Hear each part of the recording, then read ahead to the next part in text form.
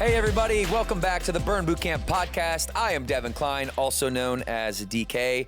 For those of you that don't know me, I am the visionary and co-founder along with Morgan Kline, who is your CEO, my amazing partner in life, my wife, and we have three amazing children together, Cameron, Maxwell, and Ryan, and we are the family that started Burn Bootcamp. I know we're getting a lot of new listeners, and I wanted to just make sure that you know that we are a family who partners with families and our franchise partners to deliver an amazing health and wellness and fitness service for families. And, part of that is, really doing everything that we can, right? We've always had this idea, how do we radically add value to the lives of our members and the people that they love in their life? And how do we do that? How do we add more value than any other company can even imagine adding? How do we raise the standard to the amount of resources and value that we can really bring into your life? All right. So today's episode is the foundation to all of that, right? We've built this organization, and this organization is Burn Bootcamp is known for built like a strong, cohesive, like radically positive and optimistic culture, and to so much so that the jury's still out on how I feel about what I'm about to say next, but so much so that the second term on Google that people search for is Burn Bootcamp a cult? The second one outside of how much does Burn Bootcamp memberships cost? Now, the jury's still out on how I feel about that one because I think it's like, you can take it two ways. Like, cult is root word of culture, which is like, yep, we're that. We are the epitome of culture here at Burn Bootcamp. But we are not a cult in the sense of we are shutting out the rest of the world to our own ideologies. We are so... if we were a cult and our ideology would be you come as you are, we have open arms, everybody is welcome. We see you for who you are and what you contribute to this world. We don't see you for color or race or gender. We see you because you're an amazing human being that can add value to the world, and we value the skill, the energy that you bring into the community just for being an amazing person and who you are. And we're going to push you, right? That's a part of our culture. We're going to push you and we're going to show you what you're made of. When you come in and you train with one of our trainers at Burn Bootcamp, I promise you this, you are going to be asked to do more than you would ask yourself to do. And when that happens, what you actually realize is that you had more in you than you gave yourself credit for, that you were stronger than you were. You will have a relationship with a trainer that is built on the foundation of respect, because they will look at you and they will give you the free encouragement that you deserve in your life. And they will say, you've got more inside of you than you see. And if you trust me, this is what we're going to do with this one exercise. You think you can do 15 reps? We're going to do 20 reps. You do it. You guys high five. The trust is built. The relationship is there. The confidence grows. That's the foundation of what Burn Bootcamp does. And that's who we are. So what's the framework underneath that, right? That's the experience that a member has. And then we compound that experience day after day, camp after camp, trainer after trainer. And all of a sudden, a year later, you're unrecognizable to the people in your life because the 35-year-old version of you is not the 36-year-old version of you. The 36-year-old version of you is a combination of the you that was every year in your life from the time you were born to the time you were 36. Everything is compounded and you take everything along with you. And now all of a sudden, from your 35th to 36th year, the thing you gained was confidence. And you layered on confidence amongst all of those personalities. You're now a new person, but you're also the same. And how do we get there? How do we have these breakthroughs in our organization almost routinely? I like to think of Burn, for lack of a better term, as a leadership factory that creates leaders in our community. That you don't come for the push-ups, you don't come for the squats. What you really come for is because who you're becoming is something you're falling in love with. And you're falling in love with it because you're getting recognized not only by yourself, but by all the people that are around you for the contributions you're adding to their life, because of the responsibility and the prioritization that you've placed on yourself in your own life. So how do we do that? There's three ways. It's the underlying foundation of how that has come to fruition, this leadership factory mentality, okay? Number one, the first thing is our number one core value at Burn. And by the way, before I go into core values, this is not a sticker on the computer. This is not something that we have in our kitchen so people can read. When our core values are displayed publicly, what all 400 of us that work here at HQ and all 6,500 of us that call Burn Boot Camp home as a job, as a career, as a calling, and then all 125,000 of us that sit today as members, like that means something to all of us. Like when we look at those core values, we're like, oh yeah, no, that's obvious that that's what this company is, right? And the contrast is when you see an organization and they have core values on the wall, then you look internally or you look at what they're actually doing and the behaviors that they exude, and you're like, I don't see how those two things line up, all right? Our core values are the behaviors, right? It is the guiding light. It is the map. I like to say core values create decisions, right? It's what we say yes to. It's what we say no to. So my first tip here for you today is when we're talking about how we build strong cultures, how we build strong teams, how do we scale this leadership factory mentality? How can you go into every Burn Boot Camp across the country? We're about to open our 400th gym. How do you go into all those gyms and know what you're going to get? It's core values. Core values in action, the behaviors. Number one, I'm not going to go into all four: people first, integrity, pride and results, and authenticity. I'm not going into all four of those. I'm just going into people first, okay? Here's what people first means in our organization. Actually, let me tell you what it doesn't mean. What it means in most organizations is they'll say people first, or we're about our people, and then they'll sit down with somebody in the recruiting process and they'll say, oh, you look pretty talented. You can come help the company reach our goals, right? And the undertone of that is like, we can use you to benefit us. You follow what I'm saying? Let me flip that so you get the contrast. This is what you experience at Burn Boot Camp in this one example, so you have parity. When we bring somebody on, whether it's a trainer, whether it's somebody here at HQ, we sit down and we say, no, what are your goals? What are your goals? I recognize your talent. I recognize your energy and the value that you can bring. What are your goals? Tell me all of those goals first. Because us helping you achieve your goals is what is the mechanism to how the company will achieve theirs. And if we, as leaders, we focus on every individual for the unique, talented person that they are, and we know their goals, well, if I help every person in our organization manifest the dreams that they have for their family and their life, and if I realize that on the other side of this paycheck that they get or this business that they have as a franchise partner, that on the other side of that is a dinner table in which you go to every night, and those are the people that you want to make proud, and that your goals are, at the end of the day, to gain more love from the people around your dinner table, that's the difference. Because now we wake up every day and we say, man, how can I help my VP of marketing, Trish, reach her goals? How can I help our COO, Amber Burke, reach her goals? Man, she wants to make a name for herself in the industry. Like she is a rock star. She's a badass. Like if you guys don't know Amber, she's our newly promoted COO. She comes from inside Burn Boot Camp, member first, longtime career professional at Fitness Connection, just came in, hit a home run, crushed it right away, like carved her path out. She wants to be known. She wants recognition in the industry for being an empowered woman who changes the paradigm of what empowering women actually means. Like we sit at a connected fitness conference in LA, and we just came back from that, and she said, man, I've been hearing the same things in this conference over and over and over and over for the last 15 years. And that's like, it's still the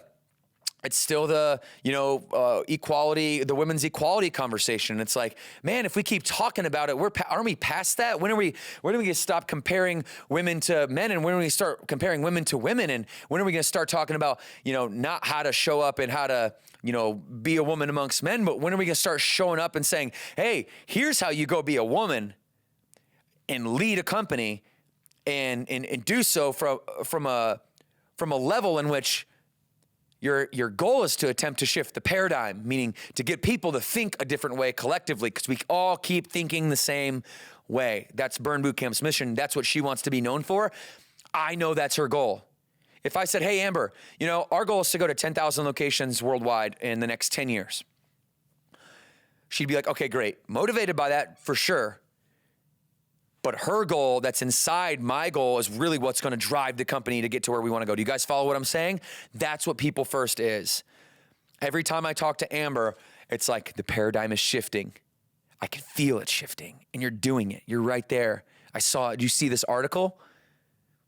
That's because of you, right? Let's keep growing. Let's keep doing what you're doing, right? I don't have to talk about the company goals. I get to talk about her goals with her. That's number one. That's what people first is. Okay. Then underneath that, you've got to rush to conflict. That's tip number two, like effective communication and transparent conversation. Like people need to know all the information. They need to have all the tools and have all the resources to be successful in their careers and in their position. And I'll often ask people, do you have everything that you need? That's one of my favorite questions. Do you have everything you need? Do you have the tools, the resources, the knowledge, the transparency? Too many of us in business, we try to hold information in. We try to hoard information. If you hold information, well, you're not giving ownership up to the people that you're supposed to be putting first over the company's goals. You're not giving them information about the company's goals. Therefore, they're blind oftentimes in how good they are doing. Everybody wants to know how good the company's doing, because if we're doing it the right way, their personal vision is aligned with the company's vision. You follow what I'm saying? So if somebody's doing great, we've got to rush to that compliment. If somebody's not doing great, we've got to rush to that conflict. So you rush to compliment and you rush to conflict. And you've got to have a balance of both.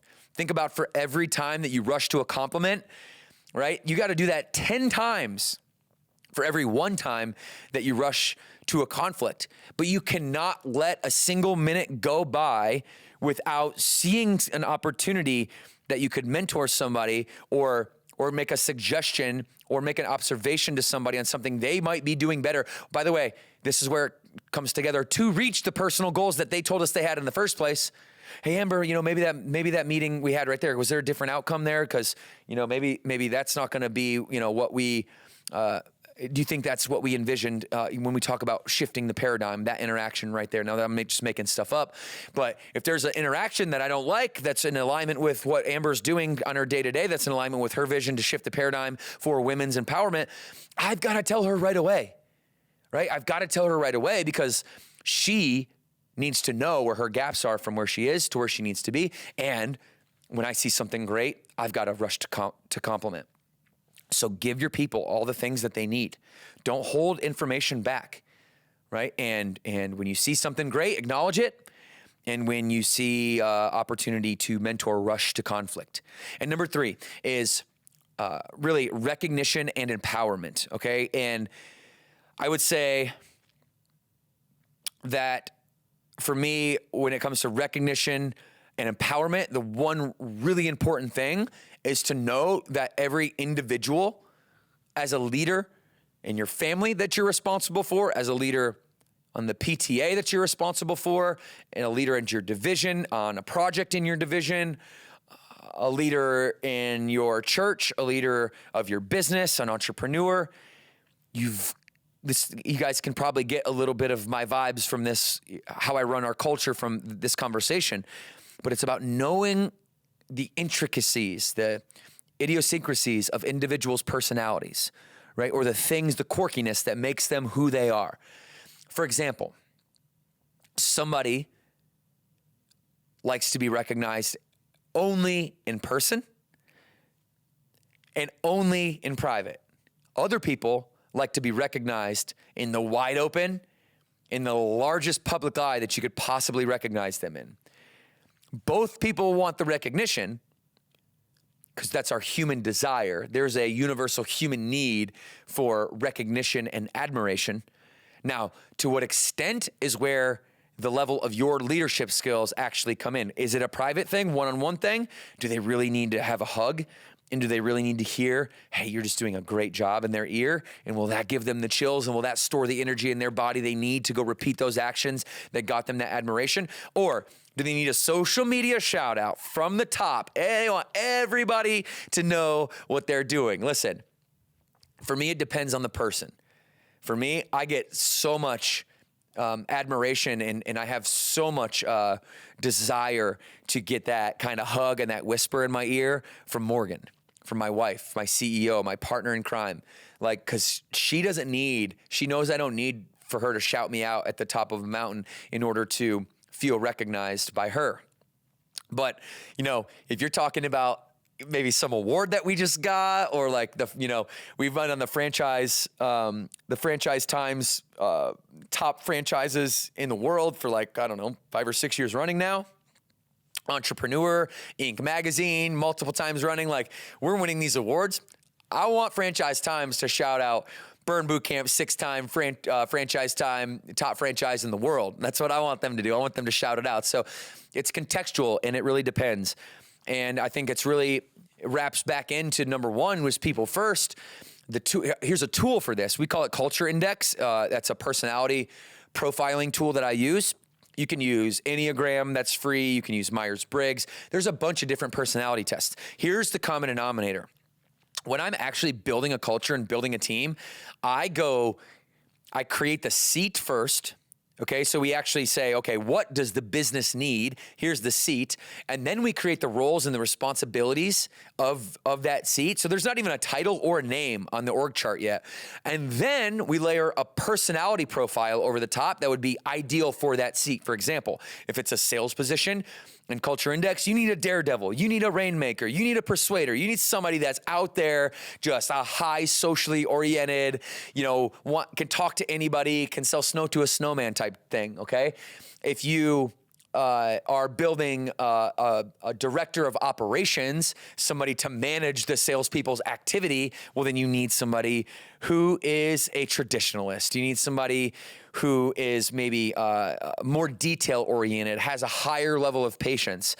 And these personality tests are incredible. We use Culture Index. Shout out to Culture Index. It's my favorite one because it shows the difference between the job behavior and the actual personal behavior, and shows if people are shifting their personality in order to fit the job, which will lead to incongruence in their head and their heart, which will ultimately lead to dissatisfaction and discontent with their job. And if you don't get that right person in that right seat for that personality, well, then that person's never going to be happy. And that is science. It's not art. Okay, and so trust me, I know it's science. I tried to break the Culture Index. I tried to take it a bunch of different ways, wearing a bunch of different hats, and couldn't do it. I'm this pattern called Daredevil, where it's a high A stands for autonomy, a high B that stands for social ability. So I can go make up ideas and tell people about my ideas, and that fires me up like I'm an extroverted extrovert.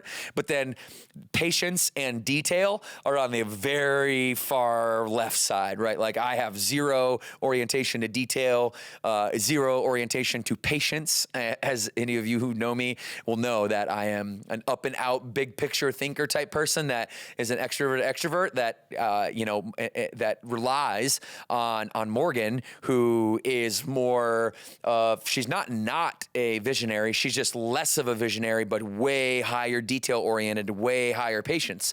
So we're like yin and yang. And if I didn't have Culture Index, well, man, I could have made a huge mistake hiring the CEO of our company, which happens to be my wife. Like, she had to earn it, just like anyone would have to earn that position as I was stepping out of it.